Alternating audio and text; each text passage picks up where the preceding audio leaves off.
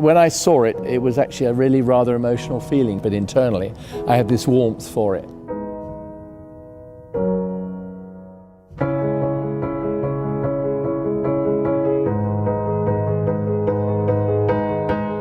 I suddenly become very fond of it and just looking at it, because at the time we didn't get much chance, you know, it was the Formula One Grand Prix, Silverstone, and of course I was driving for another manufacturer that year, and then they pulled out of racing, so Bruce McLaren must have thought, hello, Derek Bell's lying around, why don't we use him?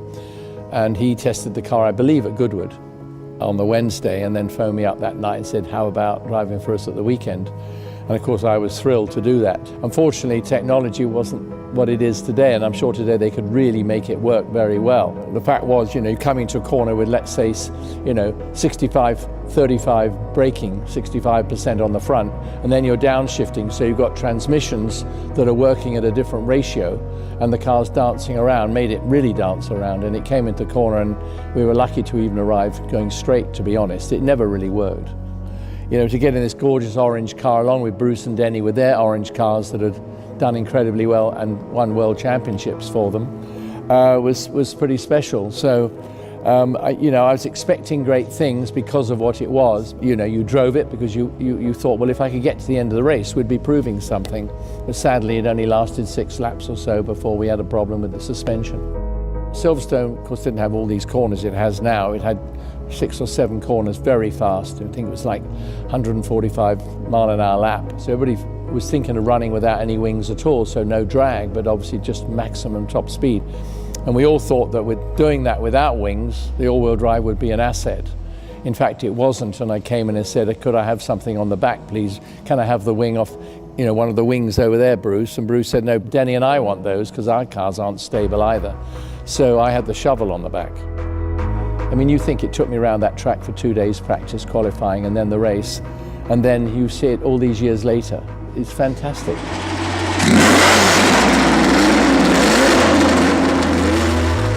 To see all the effort that's gone into it, I think it's wonderful to see it actually going out to turn a wheel.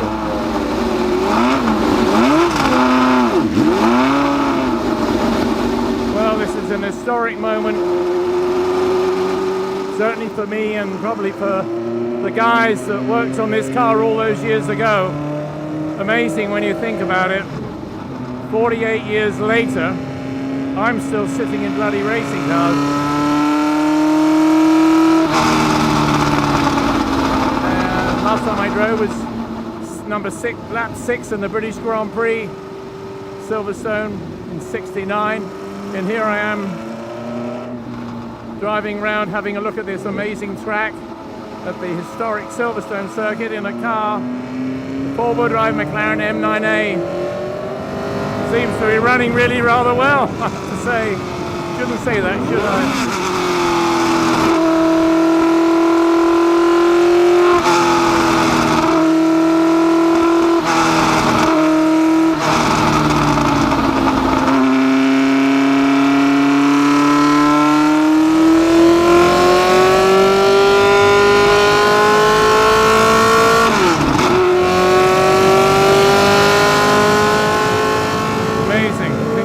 Years ago since I came down this straight. I was only in 4th gear now, but just giving it a try here.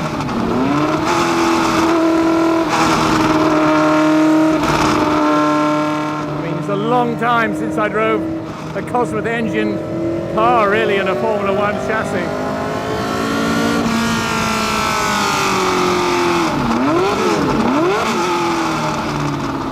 The chicane, horrible bloody chicanes they put in everywhere to spoil your fun, but the car is still feeling quite good.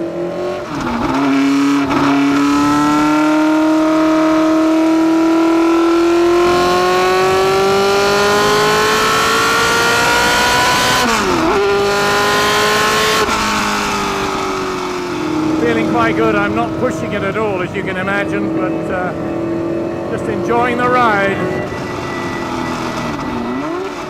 To drive out in that car and suddenly realise, well, where it had been for 48 years, where we've been for 48 years, and you realise, you know, how much water's under the bridge, and also think about the people that aren't here anymore, that sort of thing. Amazing how it goes through your head. And there you are driving this beautiful car that was sort of a piece of art at the time, a technological sort of advancement which never really worked. To be honest, I wasn't going super fast because, you know, the engine is old and tired, and it was still sweet and crisp and wanted to go. And the car was really quite good. When I was starting, like on my second lap, I started to accelerate a bit more through the slower corners, and I could actually feel the front wheels chivvying to try and pull away from me, like they would have done in period. It was a great achievement. We did 6 in the British Grand Prix, and we managed 7 this afternoon. So I feel pretty pleased about that, and that's special. Something we aim for. I'm very pleased we did that.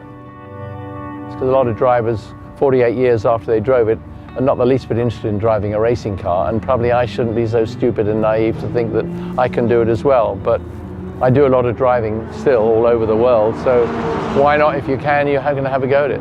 I'm not ready to sit in an armchair and put my feet up.